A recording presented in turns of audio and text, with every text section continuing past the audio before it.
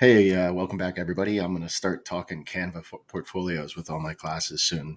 So, regardless of this being creative design, architecture, engineering, you're all going to end up seeing this same kind of situation where you have to use the link that I provide to go into Canva to make sure you're set up the right way. You also have to make sure that you're signed into your Google account, um, your school Google account, and that fully signed in and synced. That way, it's going to recognize you and your email. Sorry, I got a message. But what I want everybody to do is take a look at the website portfolio templates that are here, and I can type it in, but I've already done the search. So you type in portfolio website. So it's going to give you, like, there's 2,000 templates that are not necessarily all websites perfect for this. But if you wanted to build a presentation and showcase something or someone or something that you're good at, and Canva is an amazing tool to be able to do this without too much energy. And these web designs, I'll show you how to publish this and create your own site space in a minute here. What you're going to do is take your time, go through, imagine taking pictures of classwork or anything else you'd want to share with the world, and being able to quickly build a website. If you find a design that you like, the next hard part is to actually come up with a web name that you're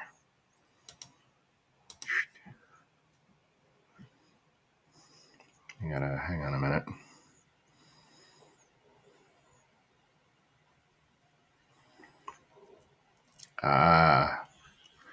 So you get one web address. What you're going to have to do is spend a minute when you first publish something. In order to do this, you're going to get one name, and it's all going to be at my.canva.site. That doesn't matter, but the actual root of your website is whatever you call it. And you're going to have to come up with something that, sorry about the messages. You're going to have to come up with something that's unique, that no one else has used before. So don't sweat it. But what's going to end up happening is once you do this and publish this, I'm going to have you send me the link, and I'm going to use your web address to click on it and access what you put together on these slides as we work on it together. All right. So, be school appropriate, I guess, is what I'm trying to get at partially there. But you got to come up with something unique. And then if you're doing it for if you're actually going to apply for a scholarship or something with this, you want it to sound appropriate for your purpose. Okay. So, I can make a website called My Dog Daisy or something like that and probably be able to use it. But ultimately, it's just a web design that you can modify, whichever one you choose. And then as you edit the design, you're going to have to republish. So if I call this, you can get as fancy as you want with this stuff, but this is the basics.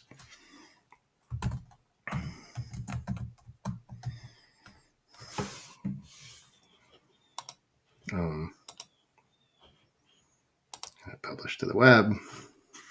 Anytime you make any changes, you'd have to republish it. But you can view it online, and you can see that this is the long link or whatever, but you can build a space of your own showcasing you and anything you do with a really simple user-friendly interface. So this is it online. This is where you go and you work on it. If you go back out of Canva,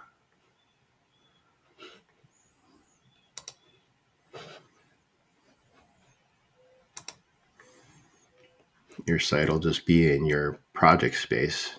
If you're not familiar with Canva, this is where everything is going to be. If you click on the Canva label here, it'll bring you back to the main dashboard with all your recent designs. Or you can click on projects, which is going to bring up the menu of all your projects. But I'd like everybody to actually find a design. You can always swap it out and change it to a different design. But I want you to actually find a website design and then go through the process of figuring out if you can come up with a name that'll work for you. Publish it and experiment with it so you can see what it could be used for if you want to build a showcase site for yourself, which we're all going to do. But I mean, I also think personally what you could use this for as we go. See you.